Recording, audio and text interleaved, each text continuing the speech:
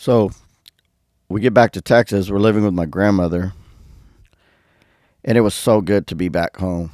To be, you know, to know where I'm at. I could leave my grandmother's house and know where I was going. I could go to a friend's house, a relative's house. I knew people there. I had friends there. It was a great feeling. Um, Eventually, my mom and Gilbert were working, and they got enough money. We got a little apartment, and so we moved out of my grandmother's house. I still didn't go to school because my mom was a fugitive and she didn't want me in school out of fear that through me she would be captured. So we ended up in this apartment. I turned 16 years old. My mom wasn't working, but Gilbert was. He's the one that paid the rent, bought us groceries and stuff. I didn't like staying at this apartment because they would drink and they would fight. And I already knew how violent Gilbert could be. One day I was at a friend's house and it was in the afternoon, and another friend pulls up, and her mom was driving because we're young. We're only 15, 16 years old. She jumps out of the car crying, and she's panicked and she's freaking out. She's yelling and she's saying, "Hey, I just went looking for you at your apartment, and there was police there, an ambulance there, and there was blood everywhere. Something happened to your mom. You need to go." And oh man, I freaked out. I took off running, went to the apartment. The police and ambulance were gone by now, but I had the key. I got in. There was blood. I didn't know what happened. I, you know, anyway, my grandmother ended up going over there. She told me that Gilbert told her that my mom had gotten drunk and jumped out of the two-story window, which I didn't believe at all. A few days later, my mom gets home from the hospital and she tells me that he tied her up with pantyhose and threw her out of the two-story window. She survived, but he threw her out of that window. I was so mad. I was so mad. Anyway, I stayed there only when I absolutely had to. I would stay at any friend's house, any relative's house I could stay at, but I did not want to stay there with them. One day, I believe it was in around September because my birthday was in August.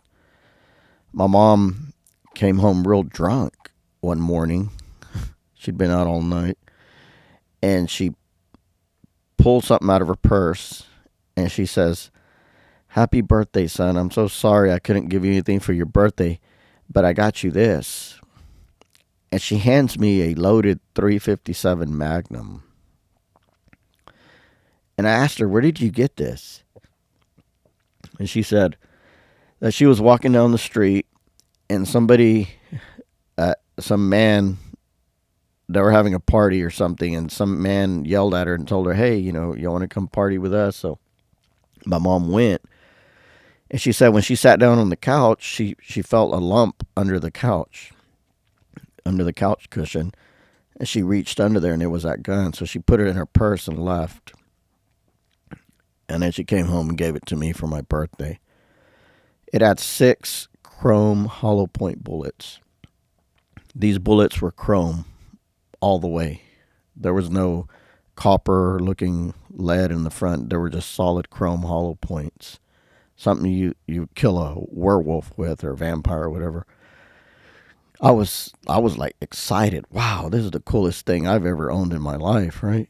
So I carried that gun with me everywhere. But when Gilbert found out I had it, of course he took it from me, and I was scared. Gilbert with a gun, it was a scary thing. One night, they were fighting, and the neighbors called the police, and I was there.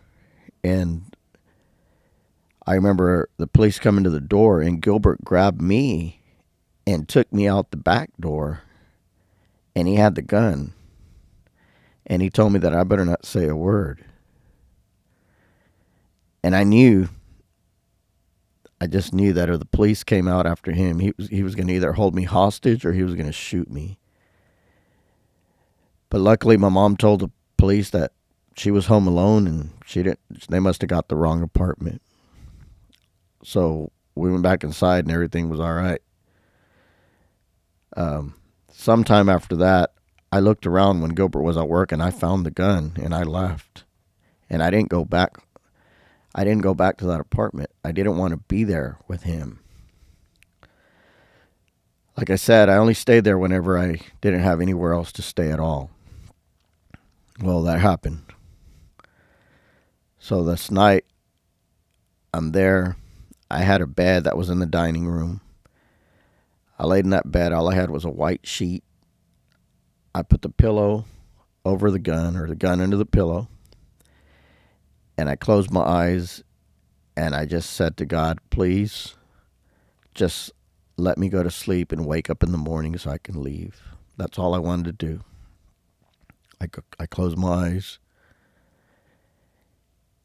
and I hear a door slam and my mom running out of the bedroom yelling, Arturo, get up. He's hitting me again. He's hitting me again. And I'm laying there and I'm thinking, not again, please, not again. Please, not again. And I'm holding the white sheet over my head. I see the light above me turn on. And I see him run in there after her. And she grabs the phone. And I hear the dial, beep, beep, beep, 911. She calls. I hear the operator answer, how may I help you? And I hear my mom yelling, the address or whatever. I don't remember what she was saying. But as soon as she started to speak, Gilbert comes up behind her. And he yanks the phone cord out of the wall. And he's holding her in his arms like this. And he's choking her. He's putting the phone cord and he's wrapping it around. And he's not moving real fast. He just calmly and it's speaking to her in Spanish, just like in a really low voice, like telling her, I'm going to kill you or whatever. And he's wrapping that phone cord and she's trying to yell for help from me. And she can't even say my name anymore. She started off with, help. And I hear her fading away because she can't breathe at all. I could see this happening through the white sheet that was covering my face as I was acting like I was still asleep. My bed is in the dining room between, the living room and the kitchen. Well, on the kitchen counter, there's a butcher block of knives. And I'm thinking to myself, if he starts reaching for a knife, he is going to kill us both.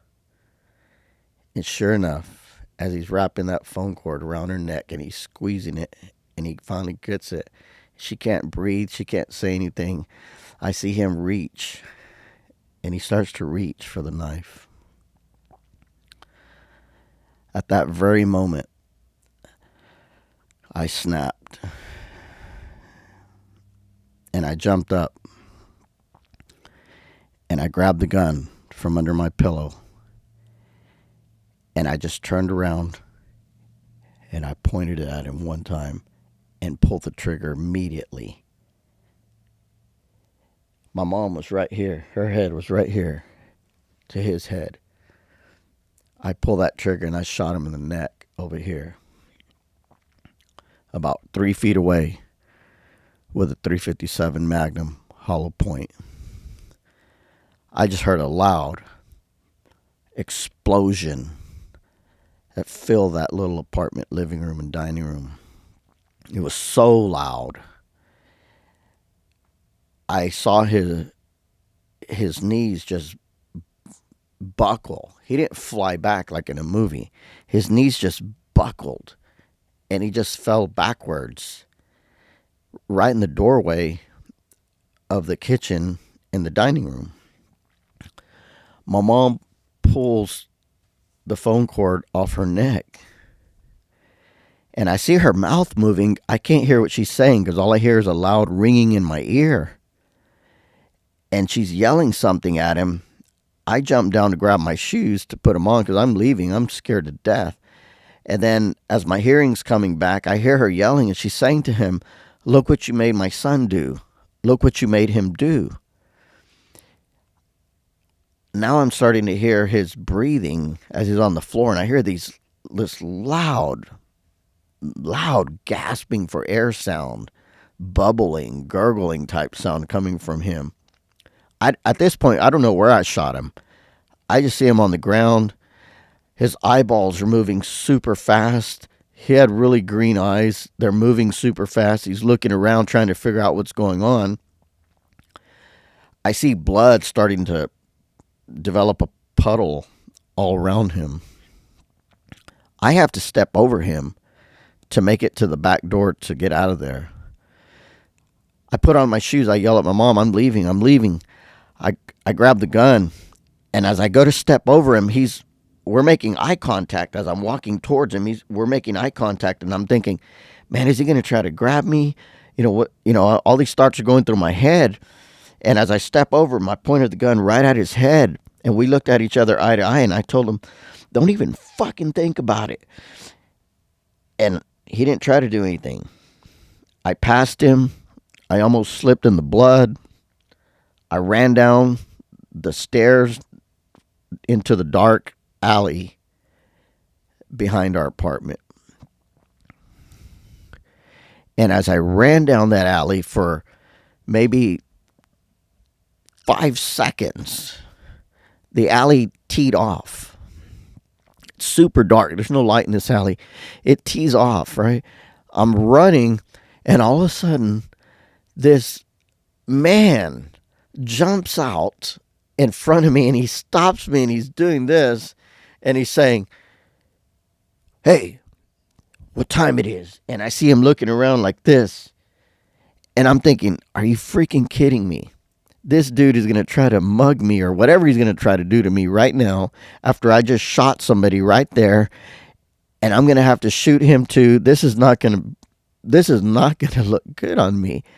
And the alley is gravel. It's made, a bunch of little rocks, and I'm running. So when he runs out in front of me, I go to stop. Well, I slide, and as I'm sliding to stop, I reach and I pull the gun out of my pants. And as I start to pull up, I say, "It's this time right here."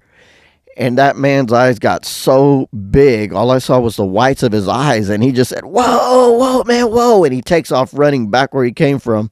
And I kept running forward and ran all the way down numerous blocks to my best friend's house. And that was the night that changed my life forever.